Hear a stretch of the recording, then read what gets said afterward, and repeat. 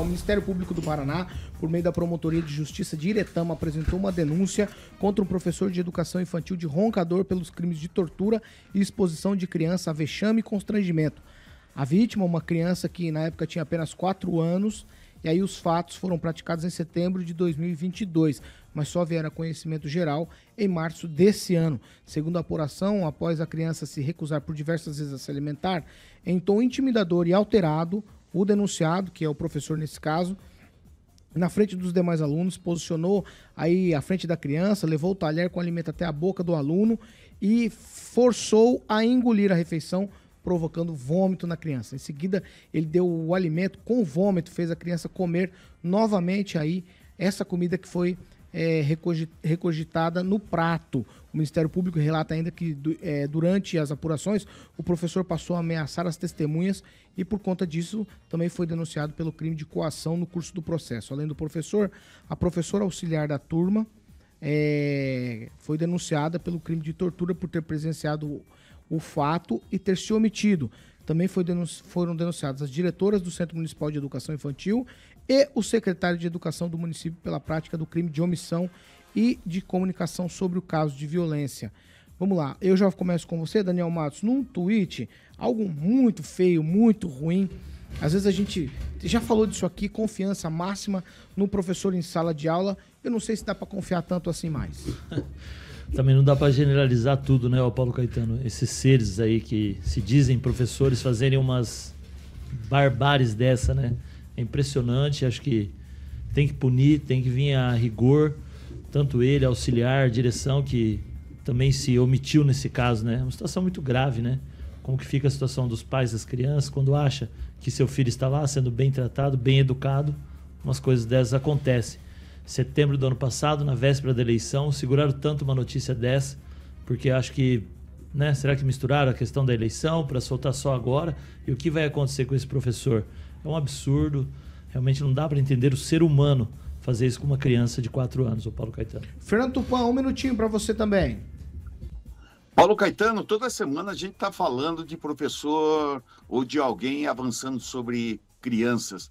Isso aconteceu em Laranjeiras, de um professor da Universidade de Laranjeiras do Sul, e ele foi preso aqui em Curitiba depois de pedir afastamento da universidade. Então, a coisa aí, você tem que ficar bastante ligado, assim, com o que está acontecendo e tome cuidado com os filhos e evite de deixar pousando na casa de um amigo, que isso pode ser uma coisa bastante preocupante se você não conhecer a família mesmo, sendo amigos, os filhos. Tomar cuidado é pouco nesse momento, né, Paulo Caetano? Ok, Rafael, quero te ouvir sobre essa situação toda aqui. Cara, é muito chato. Essas informações são muito ruins. O problema, às vezes, Paulo, inclusive não é apenas no momento, né, em que a criança acabou aí participando da situação, mas agora nessa tramitação desse processo. Porque a criança vai ter que ficar exposta, né? Vai ser, obviamente, ouvida por psicólogos, enfim. A família vai ter que se expor. Não expor assim de forma publicamente, assim, mas as perguntas em meio ao processo, toda essa questão do devido processo legal, que realmente até colocar o professor, né, condenado ou fazer com que ele seja condenado, vai precisar de muito processo. Então, infelizmente, essa é uma consequência. Nós temos aí professores, inclusive na rede municipal, que, para participar do concurso, basta ter ensino médio, e alguns ainda estão querendo colocar ali pedagogia ou magistério, enfim, mas dá para perceber, infelizmente, que não é um preparo que nos deixa confiantes de deixar nossa criança, né, num CMEI. Então, assim, são coisas que precisam melhorar dentro do poder público. É claro que isso vem com um bom salário, um melhor salário para os professores também, porque se você quer capacitar um professor, dar mais confiança à população, colocando alguém mais capaz lá, você tem que pagar mais para ele. Então, bota o sarrafo mais em cima no concurso público, por exemplo. Exatamente. A filtragem precisa ser melhor. Exatamente. Tudo assim, várias coisas que Eu dá tô para dizendo que melhorar. a gente vai conseguir extirpar. Exato, não é isso, exato. mas você consegue minimizar. Eu ia pelo falar, menos. são coisas assim que às vezes vêm a público, mas e quantas outras que não vêm, né? Minha cunhada, ela é realmente professora no âmbito municipal e realmente, infelizmente, infelizmente, vem ocorrendo assim de forma sistemática essas agressões, não apenas físicas a crianças, mas também psicológicas, né? Então é uma situação que o gestor, enfim, público, tem que tentar melhorar a situação e capacitar ainda mais o professor, porque é confiar e confiar, né? Deixando a nossa criança no SEMEN. Então... Luiz Neto, 1 minuto. Olha, Paulo, se fosse meu filho, quem estava preso era eu.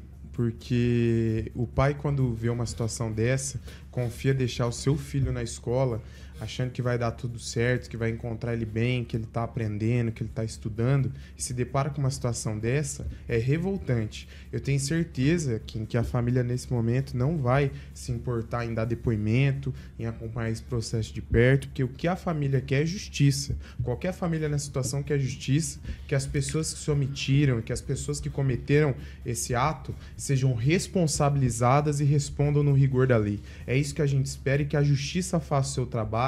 Nós, enquanto imprensa, acompanhamos essa situação, e que essa situação sirva de exemplo para que não aconteça mais nada como isso, nem em Roncador, nem em Iretama, nem em toda a região no Paraná, e esperamos que não no Brasil. Porque, realmente, uma criança não merece passar por isso, e a gente sabe que a primeira infância é onde a criança cria memórias para toda a vida. Não só a primeira infância, mas todo esse período de amadurecimento, indo para a pré-adolescência, ele marca a vida da criança de forma significativa. Tanto que o nosso ouvinte que está acompanhando as lembranças da nossa infância, a gente provavelmente leva até hoje.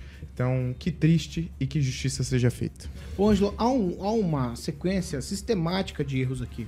Estão dizendo, Paulo, não generaliza. Gente, eu tenho na minha família, minha esposa trabalha na educação, a minha irmã trabalha na educação, eu tenho familiares que trabalham com educação. Eu não estou generalizando, estou dizendo que houve um erro sistemático aqui.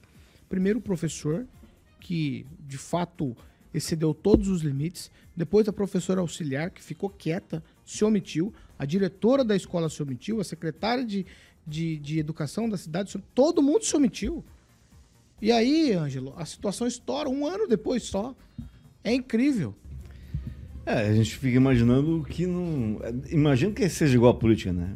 Muita gente não sabe o que acontece nos bastidores. Mas é uma pena que isso venha acontecer, porque envolve criança, envolve educação. Eu só tenho a lamentar e dizer que gente ruim tem em qualquer lugar, não é só na educação. Gente ruim, gente que não leva em consideração alguns tipos de mínimos princípios, nem precisa ser cristão, se for cristão, melhor ainda. Mas princípios, não. Absurdo, não tem nome nominável, ainda mais quando envolve criança. Tem que ser punido, e bem punido, e o fato para não se repetir, inclusive da omissão.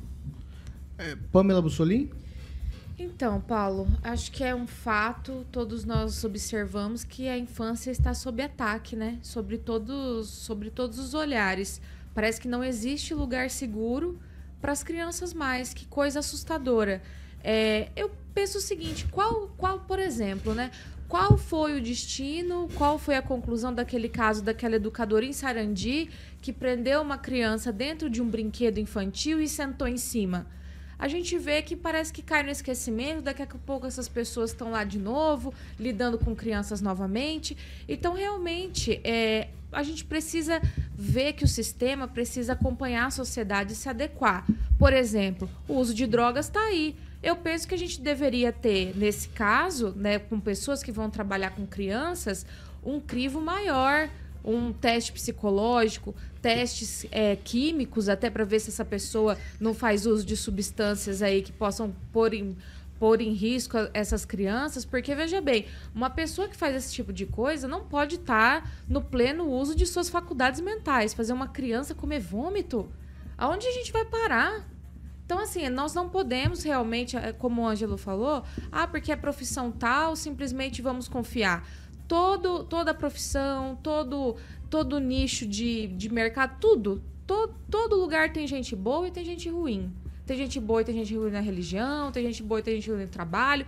E isso precisa ser detectado para que a gente não veja situações tristes como essa. E como o Luiz Neto falou, se eu fosse o pai, realmente, eu fiquei pensando nisso. Se eu fosse a mãe, acho que a sorte do dia desse professor é realmente os pais serem pessoas muito equilibradas, porque nem todo mundo vai receber essa notícia, poxa, fez meu filho comer vômito e ficar assim numa boa, vou procurar as autoridades, porque a gente sabe que, infelizmente, judiciário, o administrativo, que é, por exemplo, o professor municipal, ele vai responder administrativamente, no que deu. Por isso que eu dei o exemplo de Sarandi, no que deu, seria até interessante a gente saber.